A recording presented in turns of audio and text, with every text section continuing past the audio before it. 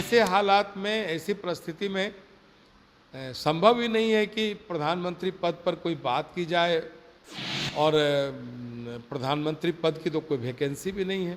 भारत और बिहार तो संतों का देश और राज्य रहा है और संतों को रोकना और उनके बारे में आपत्तिजनक बातें करना कतई उचित नहीं है। नमस्कार, आप लाइव स्ट्रीट देख रहे हैं। मैं हूं आपके साथ रोहित वर्मा।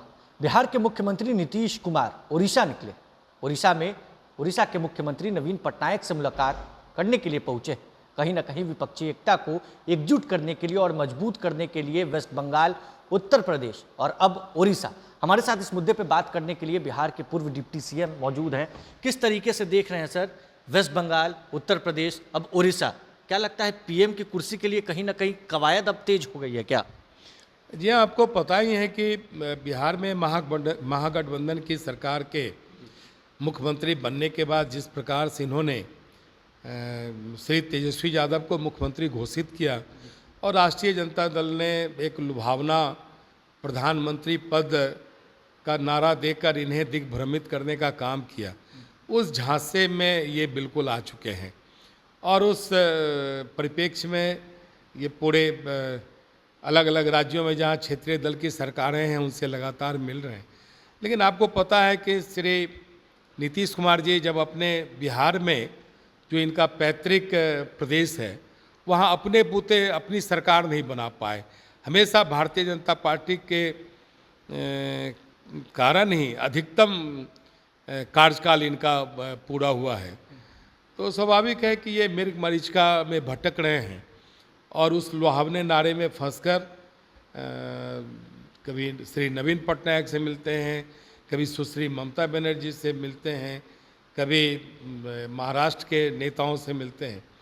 और स्वाभाविक है कि आपको पता है कि राष्ट्रीय स्तर पर प्रधानमंत्री के रूप में इनकी स्वीकार्यता बिल्कुल नहीं है, क्योंकि इनकी राजनीतिक विश्वसनीयता समाप्त हो गई है। इन पर अब कोई भरोसा नहीं कर सकता, क्योंकि कई गठबंधनों को इन्होंने बदलने का काम किया है और इनकी जो राजनीतिक स्थिति बन चुकी है उसमें ये प्रासंगिक नहीं रह गए हैं।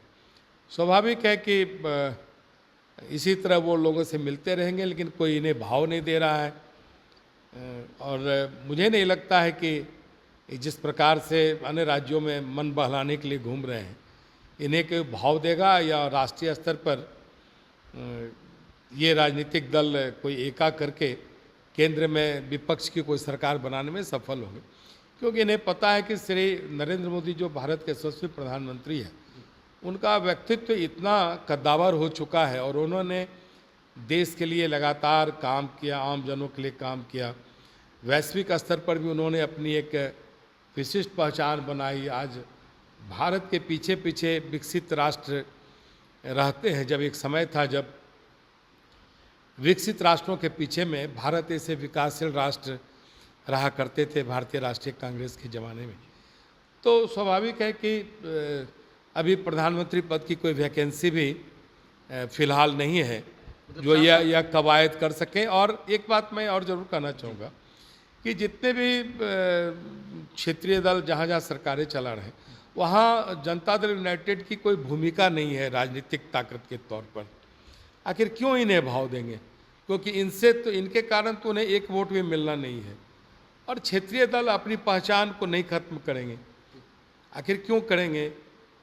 और प्रधानमंत्री का उम्मीदवार कौन होगा, ये अभी तय होना बहुत कठिन है, क्योंकि भारतीय राष्ट्रीय कांग्रेस नहीं चाहेगा कि कांग्रेस छोड़कर कोई दूसरे दल के लोग प्रधानमंत्री पद के उम्मीदवार बने। तो इनका जाना निरर्थक है। ये जा रहे हैं, ठीक है, लेकिन उसका कोई राजनीतिक परिणाम सकारात्मक नहीं आने वाला है। जातीय जनगणना पर पटना हाईकोर्ट ने रोक लगाया। आज भी याचिका दायर की गई थी, मगर पटना हाईकोर्ट के द्वारा उसे खारिज कर दिया गया। क्या लगता है, सरकार चूक रही है क्या कहीं? नहीं, निश्चित तौर पर देखिए, सरकार जब एनडीए का था और उस समय हम सबों ने ही जातीय गणना का निर्णय लिया था कैबिनेट में। फिर उसके पहले हम सबों ने माननीय प्रधानमंत्री जी से मिलकर एक सर्वदलीय शिष्टमंडल में भी भारतीय जनता पार्टी शामिल थी।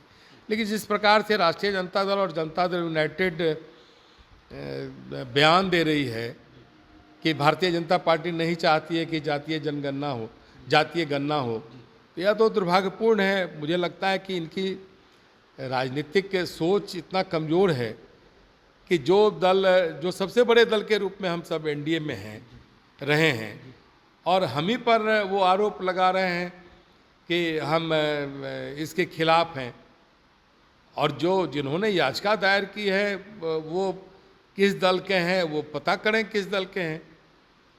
लेकिन माननीय उच्च न्यायालय में इन्होंने बहुत लचर ढंग से अपनी बातों को रखा। सरकार ने जिन ठोस इरादों से जातीय गणना का निर्णय लिया था, उसकी पृष्ठभूमि को रखने का काम इन्होंने नहीं किया, जिसके कारण माननीय उच्च न्यायालय ने को इस प्रकार का निर्णय देना पड़ा। और अभी बहुत हड़बड़ाहट में माननीय उच्च न्यायालय चले गए, फिर इन्होंने गलती की। इनको जो सभी दल जो समर्थन दिया इस जातीय जनगणना को, उसके साथ बैठकर बात करना चाहिए था कि कहाँ लैप्सेज है, संवैधानिक तौर पर कहाँ कमजोरियाँ रह गई है, जिसके कारण माननीय उच्च न्यायालय को नकारात्मक टिप्पणी करनी पड़ी। तो इन चीज़ों पर विचार नहीं करके घबराहट में पुनः ये माननीय उच्च न्यायालय चले गए कि इस पर जल्द सुनवाई हो, और माननीय उच्च न्यायालय ने पुनः खारिज कर दिया। तो आप समझ सकते हैं कि इनकी रुचि जातीय गणना को लागू करने में नहीं है। इनकी रुचि कैसे भारतीय जनता पार्टी को पर आरोप लगाएं, कैसे भारतीय जनता पार्टी को कटघरे में खड़ा करें, मात्र एकमात्र यही उद्देश्य रह गया है। और आपको पता है कि भारतीय जनता पार्टी विश्व की सबसे बड़ी पार्टी है। हमारे पास श्री नरेंद्र मोदी ऐसे विराट व्यक्तित्व का नेतृत्व है, और भारतीय जनता पार्टी आम जनों तक पहुंचने में सफल हुई है। हम सबों ने देश के लिए काम किया, राष्ट्रवाद हमारा ध्येय रहा है। तो ऐसे हालात में, ऐसी परिस्थिति में संभव ही नहीं है कि प्रधानमंत्री पद पर कोई बात की जाए, और प्रधानमंत्री पद की तो कोई वैकेंसी भी नहीं है। इन चीज़ों को नवीन पटनायक बेहतर ढंग से समझते हैं। बाबा बागेश्वर बिहार आ रहे हैं, ऐसे में महागठबंधन के कई मंत्री हैं जो अलग अलग तरह के बयान दे रहे हैं। कोई कह रहा है कि एयरपोर्ट पर उन्हें घेर लिया जाएगा, तो कोई मंत्री कह रहे हैं कि वो तो देशद्रोही हैं। बीजेपी किस तरीके से इस चीज़ को देख रही है? ऐसे बयान जनता पार्टी तो स्पष्ट तौर पर कहती रही है कि भारत ऋषि मुनियों का देश है, संतों का देश है, सनातन धर्म के एक से एक हमारे पास संत हैं, जितने संप्रदाय हैं उनके, भगवान महावीर का जन्म इस बिहार में हुआ, भगवान बुद्ध की यह तपोभूमि रही है।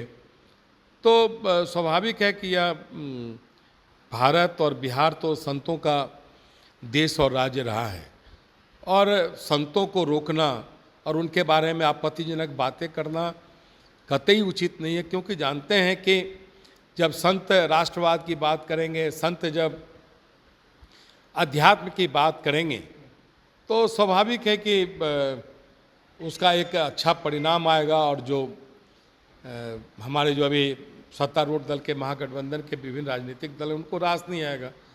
इसलिए रास नहीं आएगा कि महागठबंधन तुष्टीकरण की नीति पर चल रही है। वो किसी एक विशेष धर्म के लोगों को खुश करने के लिए इस प्रकार के वो बयान दे रहे हैं। लेकिन उन्हें पता नहीं है कि धर्म विशेष के लोग भी भारतीय जनता पार्टी की योजनाओं से लाभान्वित हैं। धर्म विशेष के लोग भी भारतीय जनता पार्टी के कार्यकलाप से खुश हैं, और एक बड़ी संख्या भी आज भारतीय जनता पार्टी के साथ है। चलिए, तो साफ तौर से जिस तरीके से बिहार के मुख्यमंत्री नीतीश कुमार आज उड़ीसा में है, उड़ीसा के मुख्यमंत्री नवीन पटनायक से मुलाकात कर रहे हैं, वेस्ट बंगाल, उत्तर प्रदेश और अब उड़ीसा, और कुछ दिनों के बाद महाराष्ट्र। तो कवायतें कई हैं, मगर बीजेपी ने साफ साफ कह दिया है कि पीएम की कुर्सी तो खाली नहीं। अब इस खबर में बस इतना ही। अगर आपने अब तक लाइव सीरीज को सब्सक्राइब नहीं किया है, जल्द से जल्द लाइव सीरीज को सब्सक्राइब कर लीजिए। साथ ही साथ हमारे फेसबुक पेज को फॉलो करना, वीडियो को लाइक शेयर करना बिल्कुल भी ना भूलें। धन्यवाद।